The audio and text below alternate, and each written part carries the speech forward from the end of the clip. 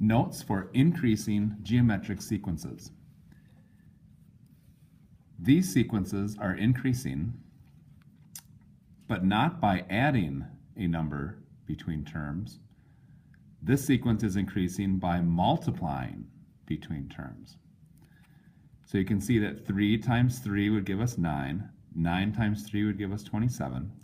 So this sequence is multiplying by 3. If you can't or have trouble figuring out what you're multiplying by, simply take the last term and divide by the previous. So 27 divided by 9 is 3. Also, 9 divided by 3 is 3. So we are multiplying by 3. So over here in our table, since we're multiplying by 3 to get to the next term, to get to the 0 term, we would divide by 3. 3 divided by 3 is 1. To get the 4th term, we would simply take 27 and multiply by 3, and that is 81. The equation for these is written a little bit differently. We still start t sub n, and now whatever the multiplier is, we take that to the nth power, and then multiply by the 0 term. So here's the 3, the multiplier, here's the 0 term. And notice on these sequences, it's multiplying by the 0 term. In our previous increasing sequences, which were moving up by adding a number each time, this number was added, not multiplied. Another detail, notice the n is a power now, an exponent, instead of just multiplication. Let's pick a term and prove that it works. Let's try term 2. I would place a 2 in for n. So it would be 3 squared times 1. 3 squared is 3 times 3 is 9. 9 times 1 is 9. So the second term should be 9.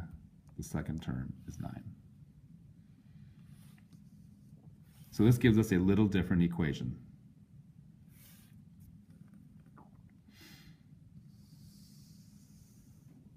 Let's try another example. In this sequence, you can see we are doubling the number each time. So the multiplier is times 2. Again, if you have trouble seeing that, just take the last number divided by the previous. Or take 12 divided by 6. Every time we divide, we get 2. So now to find the 0 term, instead of multiplying by 2, we would divide by 2. So 6 divided by 2 is 3. And now multiplying by 2, 2 times 3 is 6, 6 times 2 is 12, 12 times 2 is 24, 24 times 2 is 48. And now for the sequence, the equation would be t sub n equals the multiplier, 2 to the nth, times term 0. So times 2 is how we got this 2, and the 0 term is how we got the times 3. To check to see if it works, we could try the second term of the sequence. So we would plug a 2 in for n. So it would be 2 to the second times 3. 2 to the second is 4, because 2 times 2 is 4, and 4 times 3 is 12. So the second term should be 12. And it is.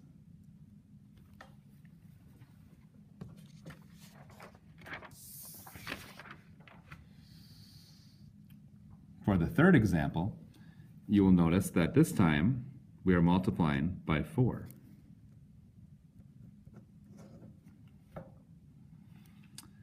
Eight times 4 is 32. 32 times 4 is 128. So the first term we would divide by 4. 8 divided by 4 is 2. For the fourth term, we would take 128 times 4, which is 512. You'd need your calculator for that one. Now we'll write the equation for the sequence. Remember, this is a little different. We write the multiplier to the nth power times the 0 term. To prove that it works, we could pick term 2, plug a 2 in for n, be 4 squared times 2. We always square first. 4 squared is 16. 16 times 2 is 32. So the second term should be 32. We are correct.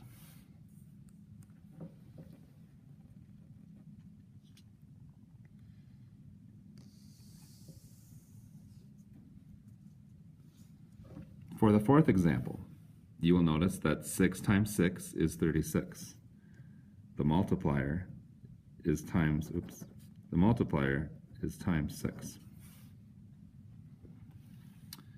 6 times 6 is 36. 36 times 6 is 216. 216 times 6 is 1296. Working backwards, you divide by 6.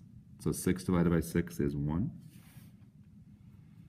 To write the equation, we say t sub n equals the multiplier to the nth power times the 0 term. It's always the multiplier to the nth power, and we always then multiply by the 0 term. To prove that it works, let's pick the third term this time. So 3 will go in for n, so it'll be 6 to the third times 1. 6 to the third on your calculator is 216, and 216 times 1 is 216. So the third term should be 216. So one of the main differences between these sequences and the ones we've done before is that instead of adding a number each term, now we're going to multiply a number each term. And that number goes here, and the n is now an exponent. We also still include the 0 term, but instead of adding or subtracting the 0 term like before, now we're going to multiply by the 0 term. This happens only in sequences that go up by multiplication.